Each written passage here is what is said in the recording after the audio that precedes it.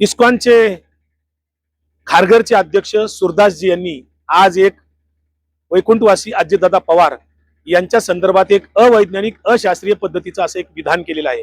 ते म्हणतायत की अजितदादांनी भगवद्गीता जी दिली होती त्यांना ती वाचली नव्हती म्हणून त्यांचा अपघात झाला। भगवद्गीता वाचल्यावर अपघात होत नाही हे त्यांचं जे विधान आहे हे भगवद्गीताच्या तत्वज्ञानाला धरून नाही। हे अशास्त्रीय अवैज्ञानिक विधान करणाऱ्या सुरदासजी यांचा मी निषेध करतो, कारण अजितदादांचा घातपात झालेला आहे, अपघात नाही। त्याची चौकशी शासकीय यंत्रणेमार्फत सुरू आहे, त्याचा आम्ही पाठपुरावा करत आहोत। अजितदादा हे पुरोगामी विचाराचे होते, कुठेही वैदिक कर्मकांड किंवा अंधश्रद्धा मानणारे नव्हते, हे मला सुरदासजी यांना नम्रपणाने सांगायचं आहे।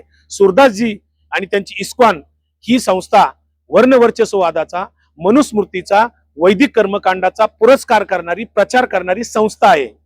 त्यांना वारकरी संप्रदायाचे विचार मान्य नाहीत, म्हणून वारकरी संप्रदायाच्या तत्वज्ञानानुसार, संतांच्या तत्वज्ञानानुसार हे सुरदासजी हे अशास्त्रीय अवैज्ञानिक असं विधान करून गेलेले आहेत, त्यांचा मी निषेध करतो।